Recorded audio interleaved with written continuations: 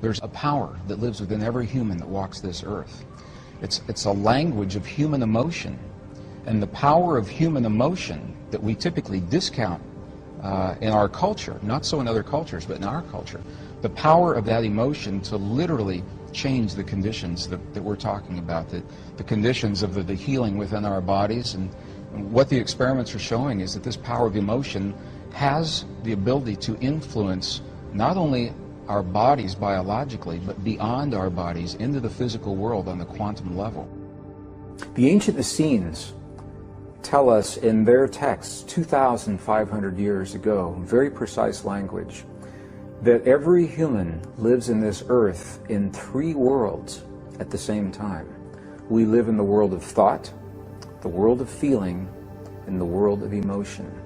And their texts actually say to us, when these three become one, when the thought and the feeling and the emotion are merged, are married together into a single potent force, then when you say to the mountain, move, the mountain will move. Now, I used to believe that this was a metaphor, and now I have seen in the monasteries of Tibet, and I've seen with the holy and the sacred people in Bolivia and Peru, in the native traditions of the desert Southwest, in the medicineless hospitals in Beijing, China.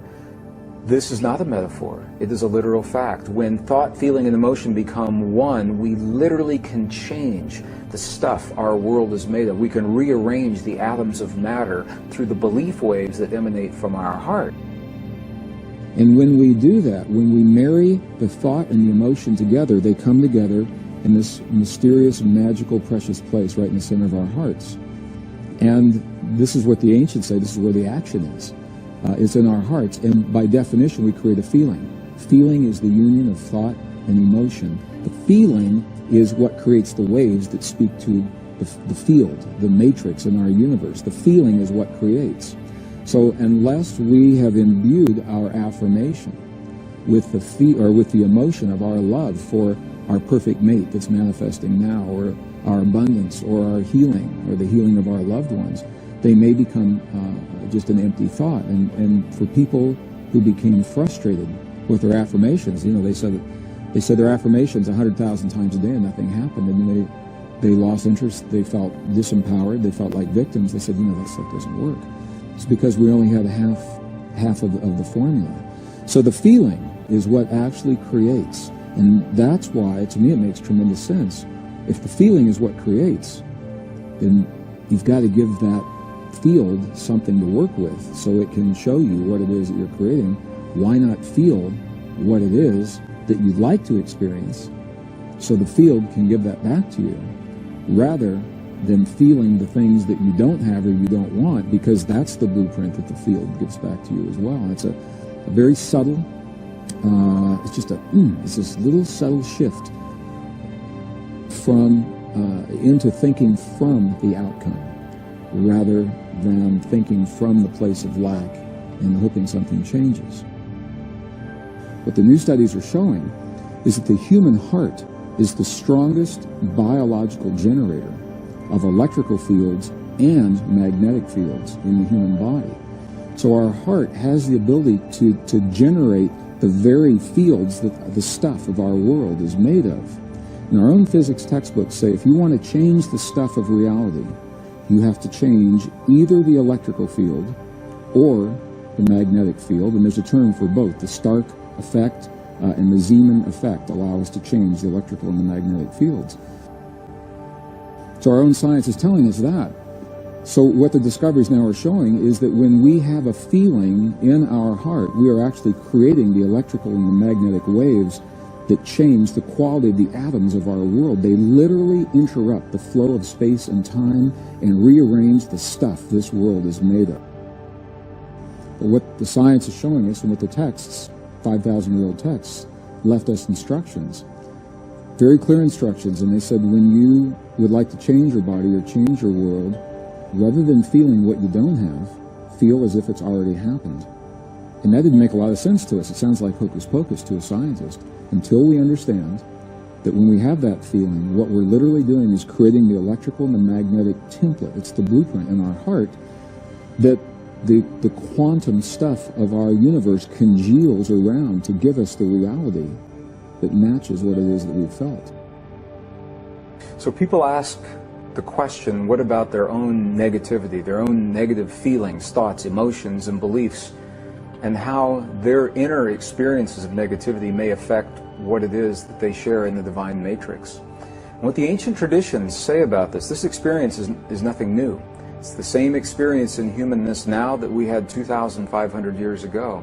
And what the ancient traditions in the text say is that our experience is only an experience, not positive, not negative, until we judge our personal experience, until we give it an importance based on our perceptions and our beliefs. And until we do that, it is simply an experience. So the question is, why are we judging ourselves, and how do we judge ourselves?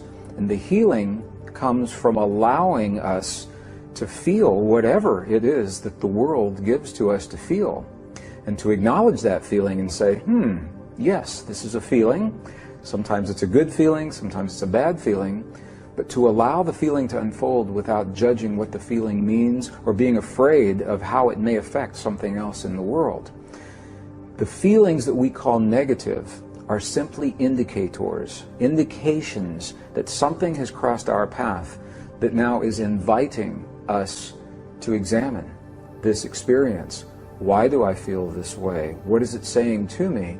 And they become a problem only when we ignore them, when they go unresolved. Unreconciled feeling is the term that we use.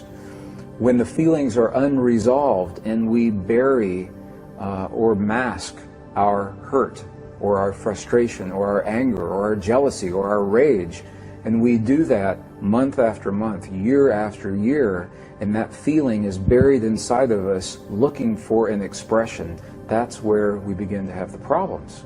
But the feeling itself, when we have a feeling, I have negative feelings, and I don't judge them. I say, I'm having a feeling about this person or about this situation. And then I have to check with myself and say, why am I having this feeling? What does it mean to me? What is it telling me about my personal beliefs and my personal experience? And in that way, the negative feelings become our best friends, because they actually serve us rather than hurt us, and it's all based in our beliefs. And so the goal of many ancient traditions, early Christian, early Jewish, early Buddhist, Native American, and now the scientific principles today, is to find a way to view the experiences of life, what happens in the world around us, our relationships, our finances, our health, through the single eye of the heart, the eye that says, yes, this is what has happened, without saying what has happened is good or bad or right or wrong. And when we find ourselves having those experiences, we are in our mind. And it is the marriage of the mind and the heart that give us the power to create. And the way they say to transcend, to get through the judgment that we find ourselves in, it sounds strange at first. But what they invite us to do is this. When something hurts us in life, when something crosses our path that causes us pain, our first reaction is to move away from it, to say, I don't want that. And that is when the judgment comes in. If we can embrace the experiences when someone or an experience hurts us in life, not that we like the experience or we want to have it again, but the ancients say that we should bless the experience. And this sounds very strange, to bless the things that hurt you. But here's what happens. When we begin to bless the things that cause us the pain, the blessing is simply the acknowledgement. When you say, I bless the person who has just been dishonest with me. I bless the person who has violated my trust, betrayed my confidence. And you say that again and again, and you say it out loud.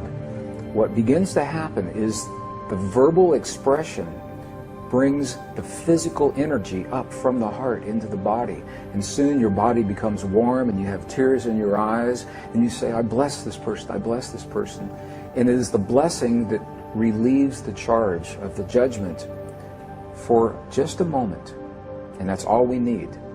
Because for just a moment, when the charge is relieved, we can replace the hurt with something else. And the ancients say that that something else is what we call beauty. Beauty is a powerful force in our world, and it already exists everywhere. The ancient Essenes and the Native Americans alike, they say that beauty is already everywhere in everything. Our job is to find that beauty, to seek it out.